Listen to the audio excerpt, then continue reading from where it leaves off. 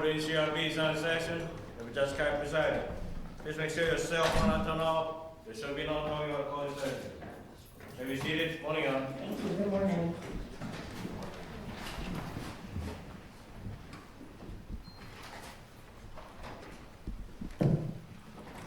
Morning, Honor. Christina Stifler for the state. Number 4, Mario Fernandez Saldana. Number 6, Shannon Gardner.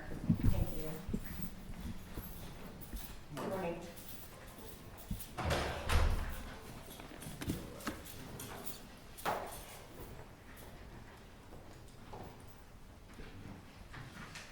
And Your Honor, I'll waive Ms. Gardner's appearance this morning. All right, thank you. All right, I'm assuming that you've got the order that I entered. Yes, Your Honor. Okay, so since I'm taking the review back, what I'd like to know is, I'm not sure what got provided to Judge Foster on behalf of the defense, and I'm going to address Fernandez separately because I believe that they're separate issues related to both. Okay, so Mr. Dreischler, do you want me to get the materials from Judge Foster, or do you want to provide me something different? I'm perfectly okay with everything we gave Judge Foster you reviewing. Okay. With the understanding, I think everyone, but I'd just like to put this right, that in no way are we waiving the attorney-client privilege by allowing you to review it. You know, there could be some argument made that, well, if they said they were perfectly fine with you reviewing it, then it's broken. That, it's with the understanding that we're making some exception for court review, right? It was more clear with Judge Foster, but having said that, yes, everything that Judge Foster has is unredacted. The state has it in a redacted format, and I believe it was filed in a redacted format. I'll double check that. It was supposed to be filed. If it hasn't been, we'll make sure that gets done so that there's some record as to like dates and times, so whatever your ruling is would be reflected on a court docket. Does that make sense? Yes. To the extent, so there are 2 documents that the state has that are both titled confidential communication, correct? Confidential communication, confidential timeline. Okay. And they're attached to the emails back and forth between my client and our office. Then there are 66 emails, correct? Well, let me kind of just go a little slower. There are the attachments, and then there are emails that discuss the attachments, which will be enlightening for the court to understand how they came to be and why they came to be and what they serve some purpose for. They're attached to the, where you can see the attachments, and then of course we attach the attachments in a physical copy. That's one portion. That's what we initially delivered to Judge Foster. Then there is 60 some odd miscellaneous emails, which I believe all of them are titled in the subject line, confidential communication. And they're a variety of subjects over many months, if not over a year period of time. And the only, and I'll say that, and then whether or not, and our position is, and I think the state would at least acknowledge, they had access to all of those, they just maintain that they've never seen them. Okay, Docket line 163, Your Honor. thank you. Thank you, sir. Do you think that there's any need for me to look at these, I will say category B, these 60 miscellaneous emails, if the state of Florida is saying that they did not, well, they had access, did not view? Do you think there's a need for me to look at those? I think, yes, to understand the case law as to whether or not you may determine to disqualify the office versus individual lawyers within the office. I think you have to understand that those emails all were able to be accessed via not only NextPoint by Lindsay Butler and various other law enforcement. You have to at least look at them to understand that. Whether you have to read them, like the body of them, I don't know that you do, right? But you just have to understand that they exist, and then understand that if the evidence were to show that they did have access to them, I think you are going to have to consider that in your evaluation. All right. And this was all provided to Judge Foster? Yes, ma'am. Okay. And there's nothing that needs to be supplemented from the defense perspective? No, ma'am. All right. Does the state agree? Yes, other than the one document entitled confidential conversation. And the other one's entitled confidential timeline. Other than that, yes. Okay.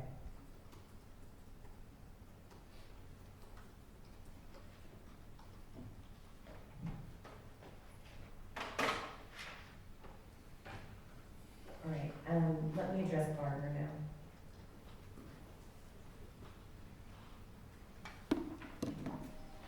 Mr. Cuddy, I believe that my understanding at the last hearing was that you did not want me to reach the substance of the communications. And my understanding from your pleadings is that there were, I guess, these devices where search warrants were served, and then it was divided out amongst detectives to review the search warrant results. And you were still, I guess, gathering or figuring out what was actually in these terabytes of the Google, whatever that was, in the iCloud. Is that correct? Yes, Your Honor. So our motion rests more on the substantial misconduct prong as opposed to the other prong which required a showing of prejudice. The misconduct prong does not. But we do not have any objection to the court reviewing what we provided Judge Foster to date. And What did you provide? yes, Your Honor, we provided several recordings that were, one was a phone call, there were a couple of voicemails, and then some emails and text messages. It was not substantial, Judge, but we do believe it's important that the court review those just to be able to make the conclusion that there were, in fact, attorney-client communications on these devices. Okay.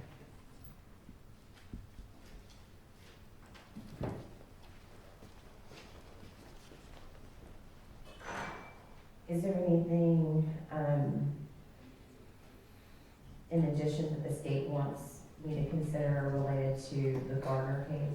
If I'm understanding Mr. Curry's allegations at this point, I think last court date we conceded the state did not receive any of these communications, but there was some mishandling of them because a warrant was procured for her iCloud return after devices were sent to the Philippines. So I think the warrant and warrant affidavit for the iCloud would be relevant. If Mr. Curry doesn't object, I'll provide that to the court. And we intend to provide that and other documents to the court.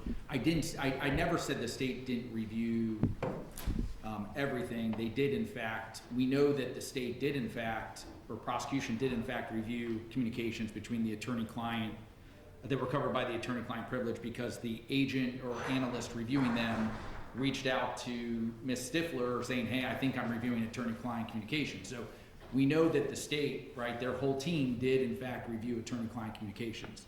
So that's not what we're Did saying. you provide that? We provided what we have. We don't know what exactly was reviewed by the analyst. Why not? Because we did not ask that specifically. We did not want to air it in the deposition, because that was our opportunity to speak to the analyst, and we confirmed that she did in fact review materials between Ms. Gardner and her attorneys. We just don't know exactly what those detail. On that note, Your Honor, we did not discuss, but I think now is the right time. The state and I and Mr. Carodi, on behalf of Ms. Gardner, agreed that Judge Foster could read the depositions that we took, and we provided him transcripts. And I believe, unless the state has, there's now in their head, we all maintain that I request that you read those. Okay, how many did you provide? Two, Agent Nazario from the Secret Service, and Laura Butler, an analyst, Lindsay Butler, an analyst from ATF. And we would agree with that, Your Honor. And we will supplement it and provide you additional documents, the warrants, the court order from Judge Carbula.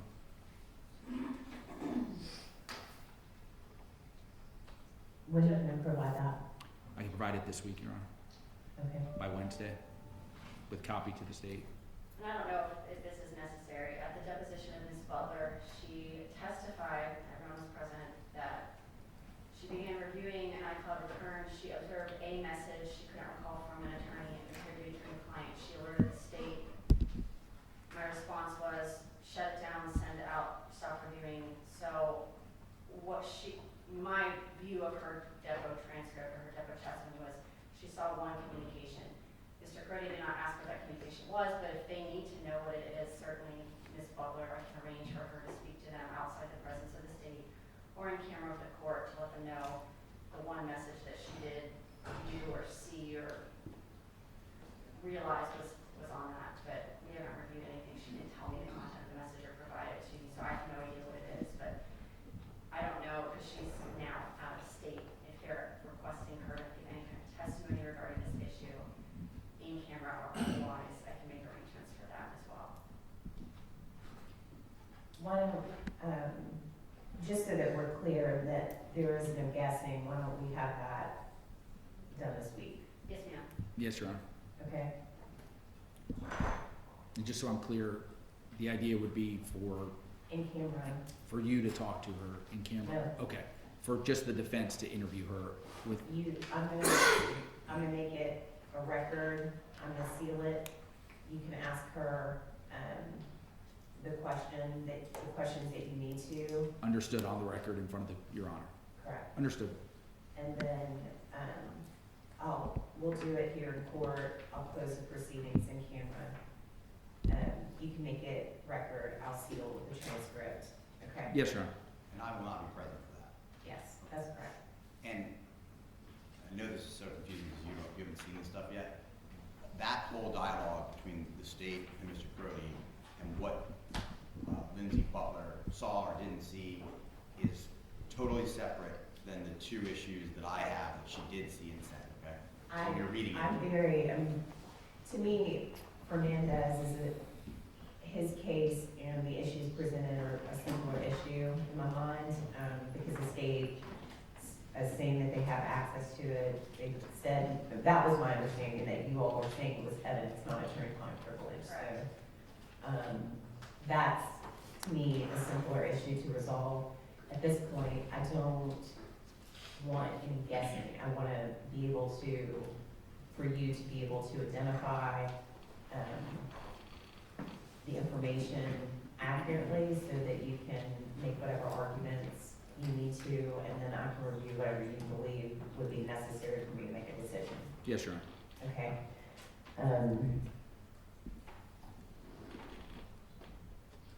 When do you think you can have contact with this witness? I can call her when I leave court. She is out of state, so she either have to travel or through by Zoom. Do you have any problem with Zoom testimony? No, Your Honor, not for That will make purposes it a of, lot easier to schedule. yeah, not for purposes of this issue. Okay, Don't forget, we're still gonna have, even though I'm not involved, you still have to go through the whole TUI process. The AUSA is gonna have to approve it. You're gonna have to specifically say what you're asking her to do. The AUSA. is that what she is, a special agent? She's an analyst with the ATS. Yes, she does need a to-do letter. It was not a problem last time, I think, even with the. I'm not suggesting it's a problem. It's just a process. It takes process. There's a I difference. understand how TUI works. If Mr. Curdy can get me a letter today or tomorrow, I think we should be able to. Your Honor, I can get her a letter before close of business today. So something that needs to be arranged next week? Let me speak to her today, and I can let the parties know by email if we're able to get it done this week. Where is she out of state? Washington DC. Okay.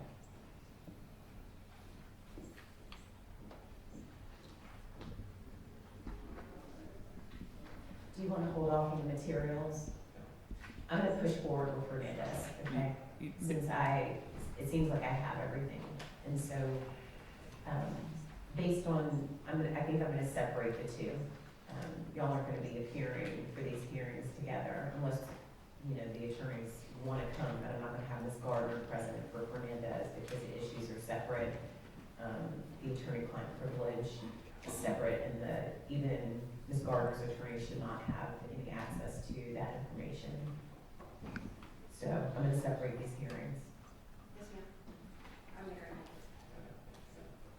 Judge, I guess the only exception would be if that we are gonna take the testimony of Agent Nazario and Lindsay Butler on the record. I know we're gonna provide Your Honor with the depositions, but that may be something that we would wanna do together.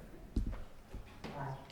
Why would we wanna do it together? Right. So that we don't Did have. she have some involvement?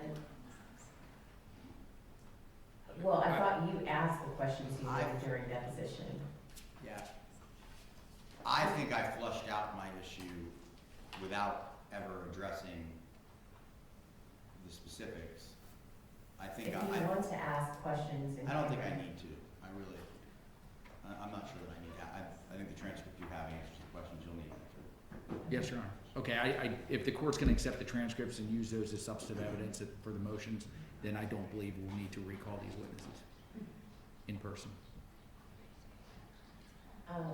Except for. Except for the ex parte in camera. Okay. Y'all have any problem with that? Never. Are y'all gonna agree? Yes, Your Honor. Okay.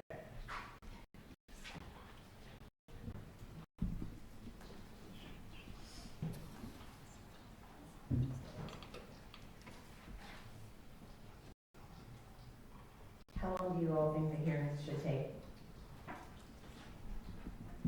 Let's separate out, for Mr. Fernandez's case.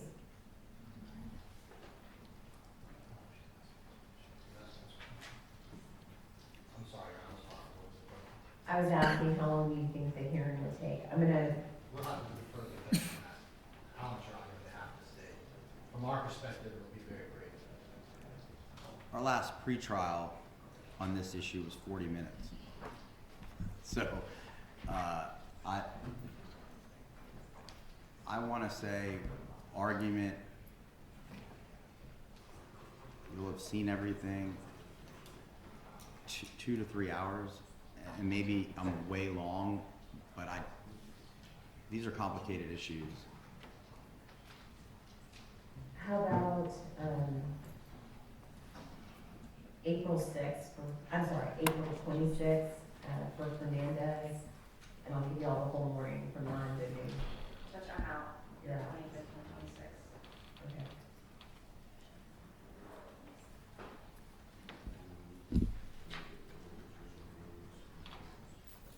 Maybe next week.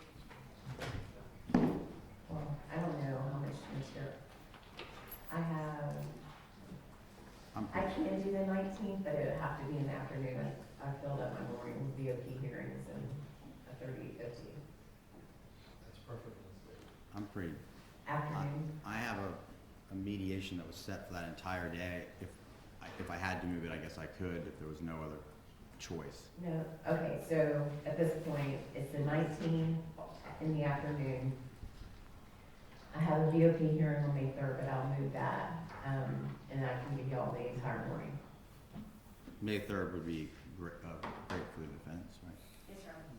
May 3rd, And did you say morning or afternoon? all morning. All morning. So from 9 to 12, you all have, the course time.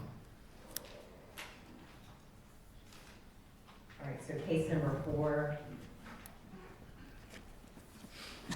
The next court date will be May 3rd, 9 a.m., hearing on motion. And if you would put in the notes, Mr. Hathaway, 4 hours. Yes, ma'am. And Your Honor, I'm if, sorry, I broke that, 3 hours.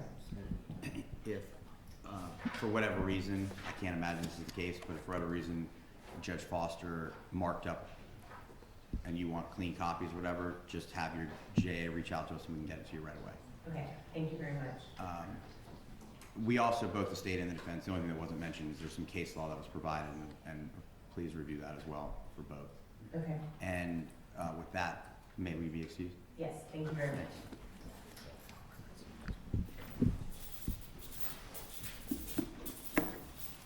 All right, Mr. Brady, Judge, we would ask for that 4/19 afternoon Your Honor, as we stand, I want to correct myself. In regards to Ms. Gardner's motion, I do believe the state would probably seek to elicit testimony either from Agent Azario or from myself to clarify some of the issues regarding the access, if that's what their substantial misconduct allegation rests on. I think we would need to elicit further testimony on that aspect. Now that we have their motion for the deposition. I don't anticipate it'll be lengthy, but I did want to put minutes back on notice. okay. I'm gonna pass this case, later on the same week. I want an answer on the TUI issue, how long that will take in order for this agent to appear. So I'm thinking maybe Wednesday, if you could have the TUI information to the state. Yes, Judge. All right, and then I'll schedule the hearing after I know, so in my mind, this is gonna be a scheduling course. We're gonna get an answer on TUI this week. Then, we will schedule the in-camera hearing, all right? Maybe a portion, I'll have the state here just in case something comes up or there's some kind of issue. I'll ask that you step outside, take the testimony of the agent, and then I will give you a pass date for the actual hearing, okay, on the defense motion. Judge, so all the attorneys for Ms. Gardner are available on 4/19. We also have the outstanding bond motion, so I do have concerns that if we keep pushing this and pushing this and pushing this, I understand that the court is doing, what I agree with as far as the order of events. I'm just wondering if we can compress them and maybe hold the 19th as a placeholder. I'm fine. Okay. I'm fine doing the 19th as like a stop time, but I need to have the information, so, and I'm not gonna go based on a guess by the defense, like, these are serious allegations. Yes, Judge. So I need you to identify, what you want me to review, okay? So we can do 1 to 5 on the 19th, if you would block that time, I'll block it, okay? Thank you, Your Honor.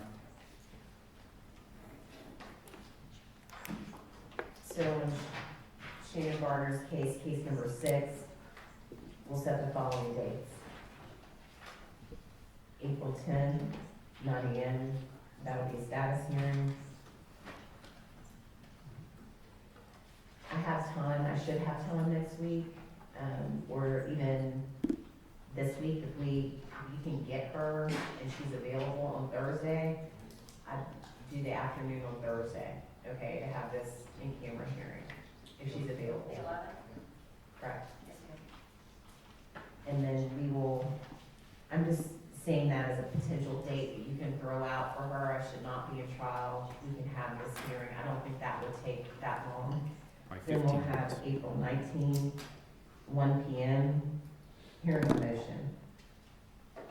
Thank you, Your Honor. Thank you. May I be excused? Yes, thank you.